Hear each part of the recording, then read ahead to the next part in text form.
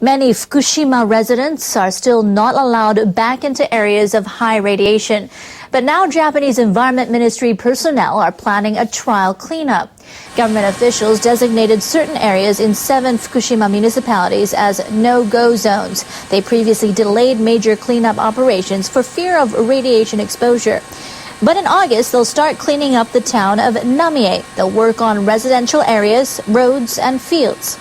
Then in September, they'll start work at kindergartens and hospitals in Futaba town. The officials plan to evaluate the effectiveness of their cleanup procedures and publish the results.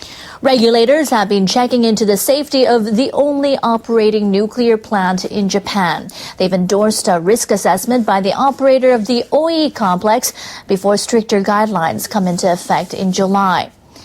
The regulators asked the people at Kansai Electric to study what might happen if 3 active faults near the plant move simultaneously. Executives from the utility initially argued that such a scenario was unlikely, but they later agreed to assess the risks. Engineers calculated how much the reactor buildings would shake and what kind of tsunami they could expect. They said the reactors are almost 6 meters higher than any waves would be. Regulators have endorsed most of Kansai Electric's assessments. They plan to carry out on-site inspections before deciding whether the plant can stay online. Now, officials have been facing very challenging situations. In September, a crane operator accidentally knocked a steel beam into a spent fuel pool in the building of Reactor 3. The worker was removing debris at the time. A power blackout in March caused the suspension of cooling systems for spent fuel over the course of nearly 30 hours. Officials believe a rat caused a short circuit in an electric switchboard. Contaminated water leaks are another problem. Utility officials say groundwater is seeping into the buildings at a rate of 400 tons per day. The more time it takes to decommission the reactors, the more risks engineers will be exposed to. They need to revise the roadmap as they go to deal with the specific difficulties they encounter and prepare backup plans. The biggest challenge will be to remove melted fuel from the crippled reactors. A meltdown occurred in 1979 at the 3 Mile Island nuclear plant in the United States, but the melted fuel remained within the reactor's core.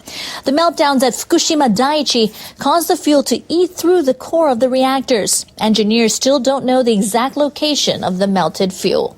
All 6,000 residents of Iitate village in Fukushima Prefecture were forced to evacuate their homes 2 years ago after the nuclear crisis. They still can't move back because of high radiation levels. Many are working to resume their work as farmers after the levels drop. Some have planted rice seedlings in a decontaminated paddy to see if the crop will be affected. Now, the paddy is in the Nakadoro district, which has the highest radiation levels in the village.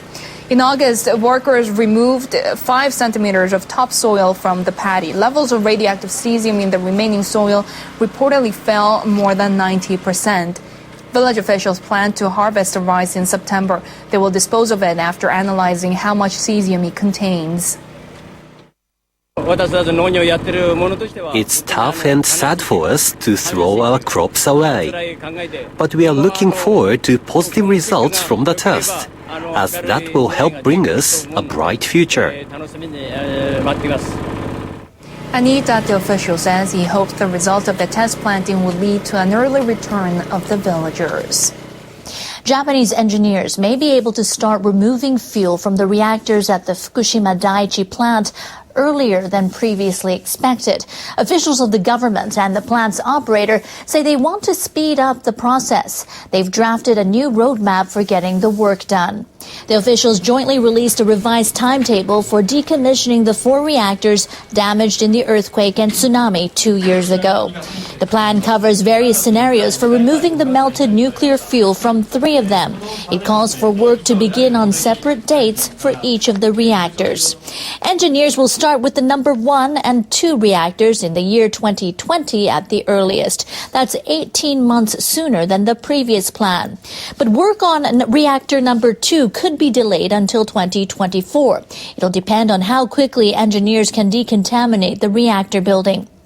Radiation levels remain high at the plant. Engineers now depend on remote-controlled robots to work inside the reactors. The timetable is subject to change depending on whether they can develop new technology.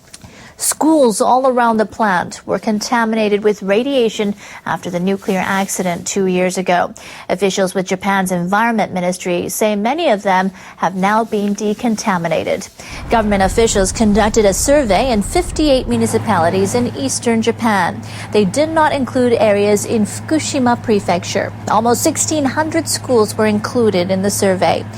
Municipal officials report 98% of them have been cleaned up. The survey also covered housing in the region. Respondents reported that only 25% of housing units have been decontaminated. That's almost unchanged since a survey conducted last December. But ministry officials say more houses have been added to the list of those that needed to be cleaned up. They say they intend to speed up the decontamination operation. Workers at Fukushima Daiichi have completed another project in their long-running effort to deal with decontaminated water. In April, they found a number of leaks in the underground pools at the nuclear plant, but they finished transferring the water from those pools to tanks above ground.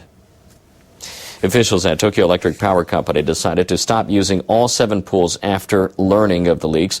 They decided to move about 24,000 tons of water to tanks above ground. Crews started transferring it in mid-April. TEPCO officials plan to store all of the water above ground, but they have to deal with more and more contaminated water every day. Officials plan to install more tanks, but space is limited. They had hoped to release groundwater into the ocean before it seeps into the reactor buildings. But they're finding it difficult to reach an agreement with local fishermen who fear what that might do to the waters offshore.